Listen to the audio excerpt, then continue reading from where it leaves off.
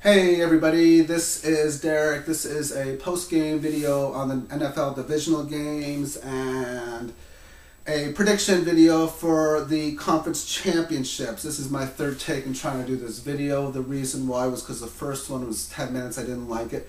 I like the next one, but it was 15 minutes long. And I want to try to keep this in around 10 minutes. If I can do 7, great.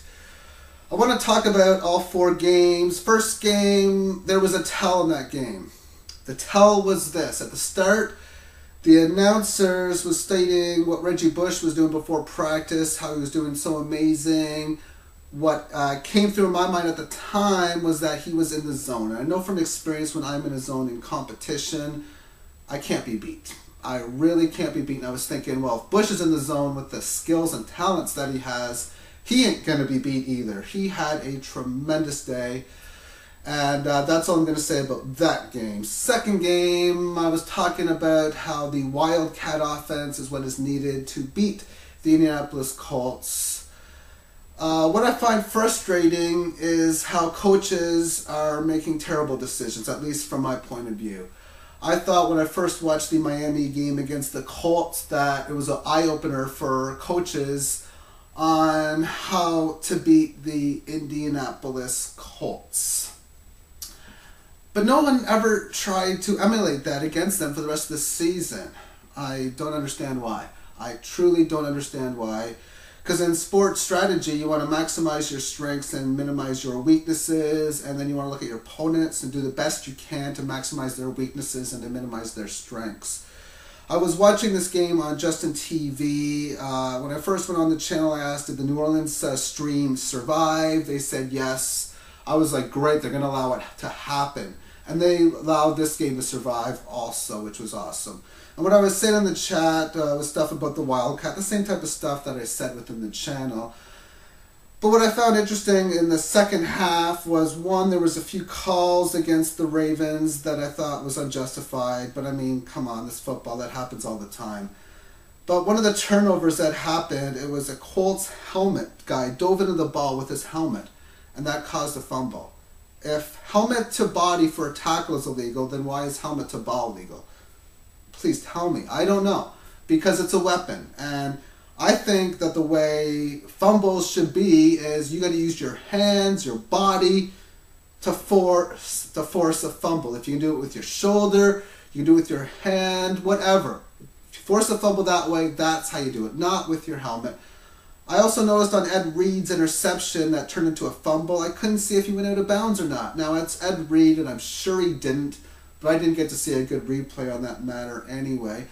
And I was talking about how you want to maximize your strengths, minimize your weaknesses, and I was stating that Flacco was a weakness. If you look at the top, or the 32 starting quarterbacks in the league, would Flacco be a top 10, 12 quarterback? No. If that's the case, then you really want to emphasize the Wildcat. When the Ravens were down near the end, they were snapping the ball with like 13 seconds left on the play clock. I was stating that in the channel that you can't do that. You got to run the hurry up. When Tony Romo was running the hurry up on Sunday, he was doing it with 20 some odd seconds left. That just shows you that Flacco is not that big of a quarterback. I mean, Cam Cameron's the offensive coordinator, and I thought that being from Miami that they would have ran a little bit of the Wildcat. I don't know. Nonetheless, I thought that was very bad coaching on Baltimore's part. The next game was a Dallas one, and I shot a video yesterday about TV commercials, and I shot it a little after 1 o'clock Eastern.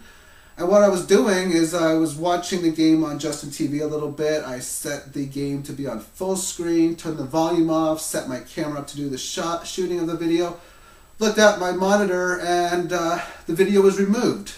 Hey, that just shows you how much the NFL loves us, I guess, when they care about their profits more than us enjoying the game. And I find that interesting because Fox pays the NFL for the game and there's commercials on Justin TV. Find that very interesting. As far as the poor coaching decisions by Wade Phillips, the first one was going for a field goal, a 48-yard field goal when it was 4th and short. Okay, if it's 4th and 8, 4th and 9, yes, you go for the field goal. But what's the chances you make the field goal? I'm thinking 38 to 44% at best. And what's the chances you get a first down? 40 to 50%, maybe even over 50%. You also got to think that if you miss the field goal, then you lose 7 yards in comparison to going for it, basically. So I thought that was a very poor coaching decision, especially when you're on the road and you got to play to win. You don't win by getting field goals. You win by getting touchdowns. The next poor decision I thought was that they once again didn't go for it on a fourth down in the fourth quarter. It was early in the fourth quarter. They were down by 17 at the time. I think it was about 4th and 7 or 4th and 8, and they were at their own 40-ish or so. And I was thinking, well, what's the chances again you make the first down? What's the chances you win the game by punting? Come on, hello. Not a smart move. The only way I think a punt is smart there is if you have good enough reason your defense can stop their offense, and there wasn't enough good reason at that time to justify it. Now, the fourth and final game, well, that was a clincher. What can I say? I said in the Jets-San Diego game that one, the receivers on San Diego are so tall that I think that that can stop Revis, who is 5'11", and both Antonio Gates and Vincent Jackson combined for 200 yards receiving. I mean, that's what I expected of them. I didn't expect much less or much more.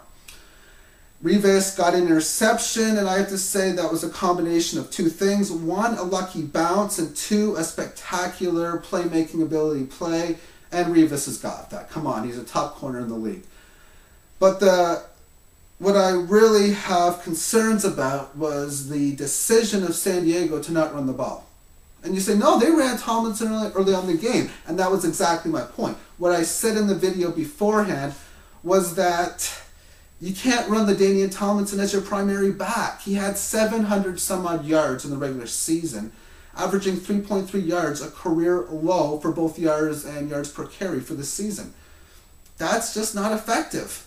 And Sproles had a much better season. I mean, their big mistake was not keeping Michael Turner. And I was saying that at the time because even then I was noticing that Danian Tomlinson was starting to fall. And when quarterbacks become 30 years old, I mean, they fall. I mean, there's been so many greats that have had great years and great moments and then fell off the cliff, if you will. Sean Alexander, Priest Holmes, Larry Johnson, now LaDainian Tomlinson. I guess, I don't know. It was just a mistake, in my opinion, for that type of coaching. And what's making me sick, the nightly video will say why I really got sick, but as far as the NFL week is concerned, is one of two things. One, these professional head coaches in the league who are supposed to be amongst the best are not good coaches. And B, are the games fixed and rigged? Because is that the reason why the coaching was so bad? And for years I have been denying the fact that pro football games are rigged. Whenever somebody said, oh, the game is rigged, I'd be like, no, it's not. Maybe college games to an extent are, but not pro football. And you know what, to this day, I don't know anymore. I really, really don't know. And I'm saying that only because the coaching of the games were just not good. Anyway, I'm going to move on with my our conference championship picks. I'll tell you what I am not doing for my picks. What I'm not doing is making selections the way that I did before. What I am not doing is taking the opposite of the way that I did my picks, although I was considering that. And what I'm not doing is spending time and research like I did in the previous years, late 90s, and for the first 7 years or so of the previous decade.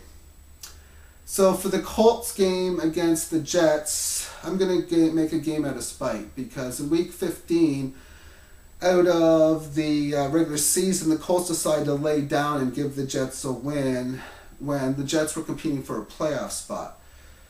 First of all, they were resting their players with a month before their playoffs started, which I thought that was a little weird, but they were doing it against a team that was competing in the playoffs.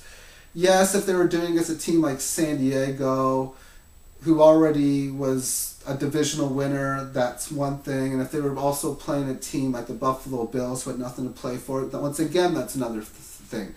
But this really hurts the competition committee when they perform something like this. And don't try, knowing they had a full month before the playoffs start. As far as Cincinnati was concerned against the Jets, that's different, because I think a week off before you play the playoffs is smart. And if you know that you're going to be playing in the wild card round, I mean, that's totally different. Nonetheless, it didn't work for Cincinnati. So what I'm going to do is I'm picking the Jets instead of Spite. I think they're favorite underdogs by about 7 or 7.5. And hope that the Jets cover. As far as the game between the Vikings and the Colts, what you see here is a coin. This is a silver coin.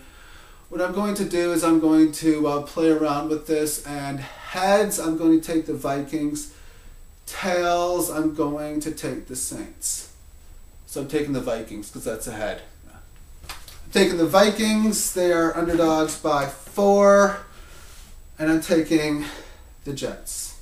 Have yourself a great day, friend. Oh yeah, by the way, for the reason why I was feeling really depressed this weekend, there was 2 reasons. One of which was because of what I said, the coaching just seeming a little bit off. For the other reason, you're going to have to watch my nighttime video tonight as I talk about the Haiti earthquake. Take care, everyone.